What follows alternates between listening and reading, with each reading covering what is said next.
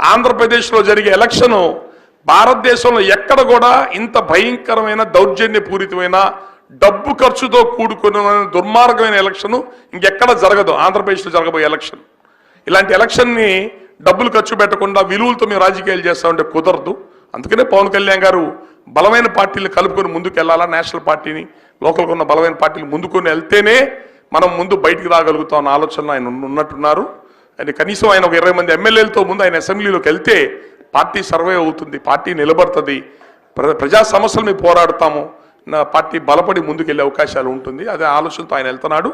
ఆయన కూడా షేరింగ్లో ఆయనకి న్యాయబద్ధంగా రావాల్సిన టికెట్స్ ఆయనకి రావాలి. ఎందుకంటే పార్టీకి చాలామంది పనిచేస్తున్న వాళ్ళు ఉన్నారు, వాళ్ళందరికీ న్యాయం జరగాలి కాబట్టి అవి అలాంటి విషయాలు కూడా ఆయన జాగ్రత్తగా చూసుకుంటారు. ఇబ్బంది ఏమి లేదు. ఒక మంచి ఆలోచనతో వెళ్తున్నాడు కాబట్టి మనందరం కూడా ఆయన మంచి స్టార్డమ్ గల మనిషి, అన్ని వదులుకొని వచ్చి సమాజానికి ఏదో చేద్దామని కష్టపడుతున్నాడు. ఆయనకు అన్నీ ఉన్నాయి.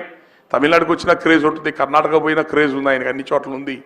ఆయన తెలంగాణ పోయిన క్రేజ్ ఉంది. మన తెలంగాణలో టీడీపీ పార్టీతో మాట్లాడాల, బీజేపీ జనసేనతో మాట్లాడి పొత్తు పెట్టుకుంది అంటే అక్కడ కూడా బలం ఉన్నట్టే కదా.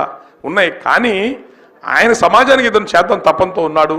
ఓ మంచి విలువలు కలిగిన వ్యక్తి బయటకు వచ్చాడు కాబట్టి అతనికి మనందరం కూడా అండగా ఉండి దాన్ని ముందుకు తీసుకెళ్లాలని చెప్పని కోరుకుంటున్నాను. ఆయన రేపొద్దున ఆయన పవన్ కళ్యాణ్ గారు జనసేన పార్టీ నిలబడే నియోజకవర్గాలు, వాళ్ళు పోటీ చేసే నియోజకవర్గాలు ఏవైతే ఉన్నాయో ఆ నియోజకవర్గాలు అంటే ఉదాహరణ చెప్తున్నా, జనసేన పార్టీ 25 నియోజకవర్గాలు నిలబడితే 25లో 23 గెలిపించి అసెంబ్లీ పంపించాలా.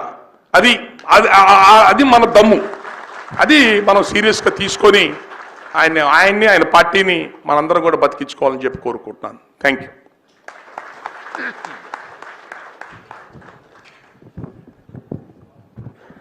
ధన్యవాదములు సార్.